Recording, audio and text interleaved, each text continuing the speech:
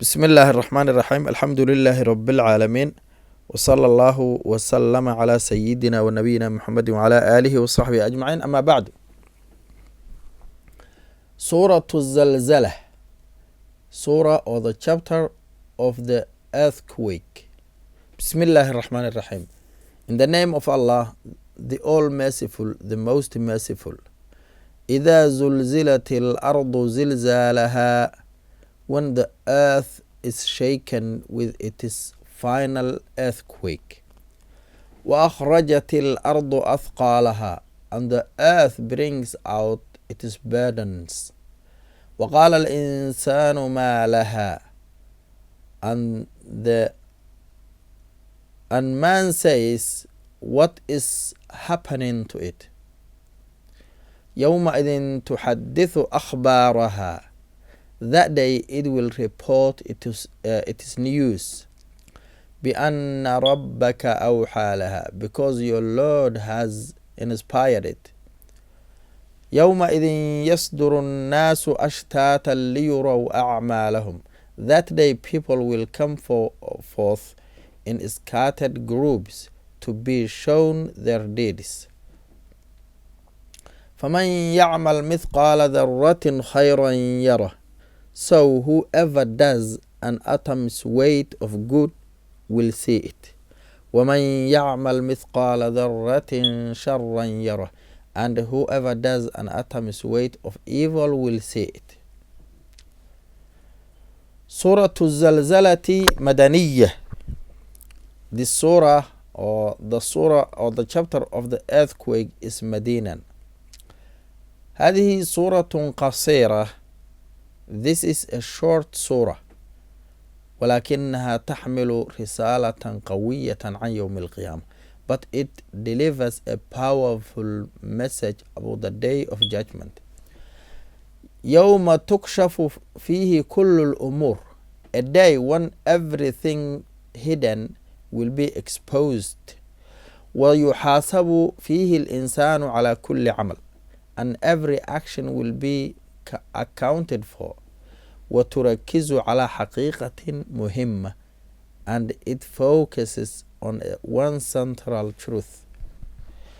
أنه لا يضيع شيء من أعمالك ولو كان صغيرا جدا, and that is nothing you do is never lost, even the smallest deed.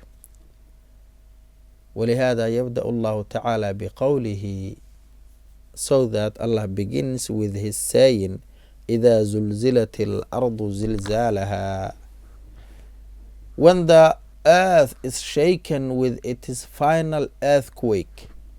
هذا ليس زلزالا عاديا, this is not a normal earthquake, بل هو الزلزال العظيم الذي يقع عند نهاية الدنيا.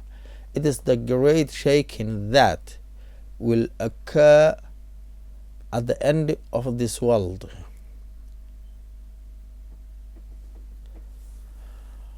الأرض التي نراها ثابتة ستهتز اهتزازا شديدا بأمر الله.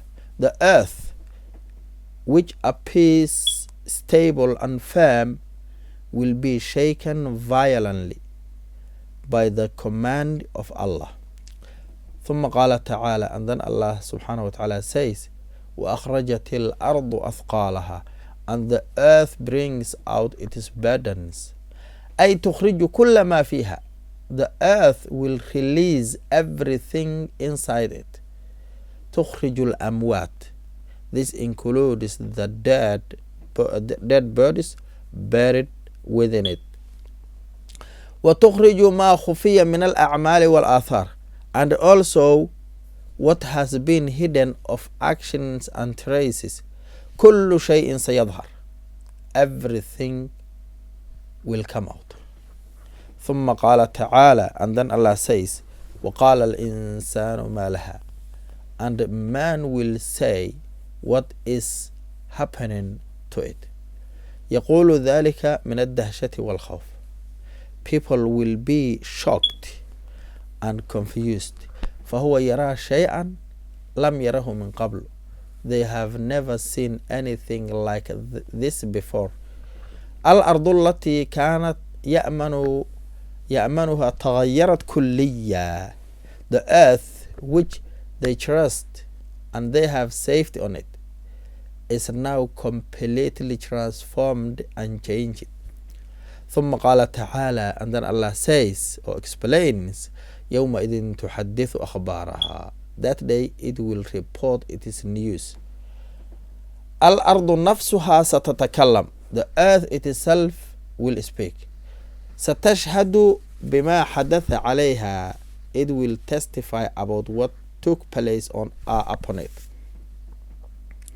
كل خطوة وكل عمل سيذكر.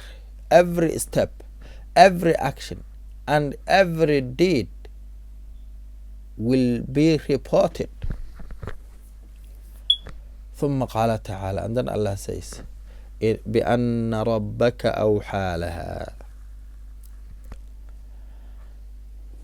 Because your Lord has inspired it. أي أمرها الله تعالى أن تتكلم وتظهر كل شيء. The earth does not speak by itself.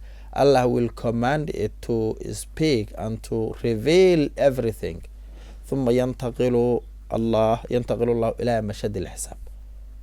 And then Allah moves to the scene of judgment, saying, يومئذ يصدر الناس أشتاتا ليروا أعمالهم. يومئذ يصدر الناس أشتاتا. That day people will come out in scattered groups. أي يخرج الناس متفرقين كل واحد في حاله. People will be separated. No more crowds. Hidden individuals. لا اختلاط ولا صدر. Each person will stand in his own state. Why? ليروا أعمالهم. To be shown their deeds.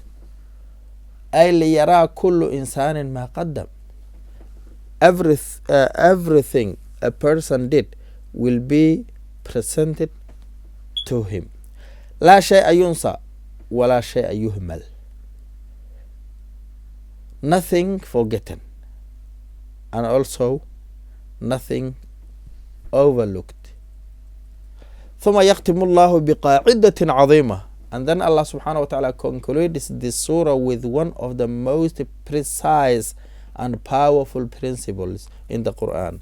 فَمَنْ يَعْمَلْ مِثْقَالَ ذَرَّةٍ خَيْرًا يَرَهُ. So whoever does an atom's weight of good deeds will see it. حتى أصغر عمل مهما بدا لك تافها سيظهر ويجزى عليه. Even the smallest good deed, something you may think is insignificant, will be shown and rewarded. Even the smallest act of kindness will be revealed and rewarded. ابتسامة, كلمة طيبة, صدقة يسيرة, نية صالحة, كلها محفوظة. A smile or a kind word or a small act of charity or a good intention or a sincere intention, كلها محفوظة. All are recorded and nothing is wasted. ثم قال ومن يعمل مثقال ذرة شرا يره. And then Allah says this ayah and meaning, and whoever does an atom's weight of evil will see it. وكذلك أصغر ذنب سيعرض. Likewise, even the smallest sin will be shown and recorded. كلمة جارحة أو ظلم خفي أو لحظة ظلم أو أذى أو ذنب يظنه صغيرا كل شيء مكتوب وكل شيء مسجل. A hurtful word or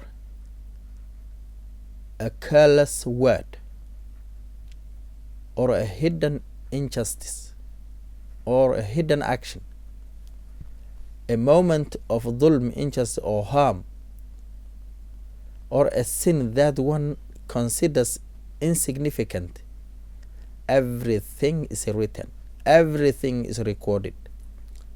Ya ikhwati wa akhawati, my dear brothers and sisters, Surah az-Zalzalah, or the chapter of the earthquake, teaches us accountability at the most detailed level. تعلمنا هذه السورة أن الحساب دقيق جدا، ليس فقط على الكبائر بل على أدق الأعمال, not just major sins or major actions, but even the smallest ones. This changes how a believer lives. فلا نستصغر الخير, so let us not underestimate good deeds. We shouldn't belittle good actions. ولا نستهين بالشر, we do not ignore small sins, or we do not take evil lightly. فكل شيء سنراه يوما ما, because we know we will see everything one day. Everything will be seen, everything will be brought forward. So the believer builds his life upon awareness.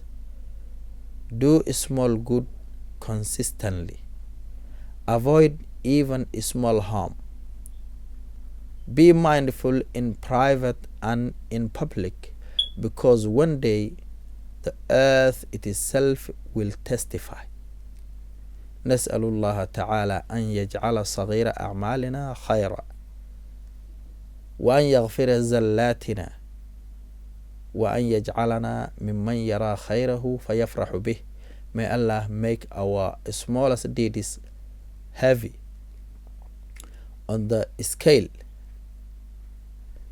forgive our shortcomings, and make us among those who see their good and rejoice.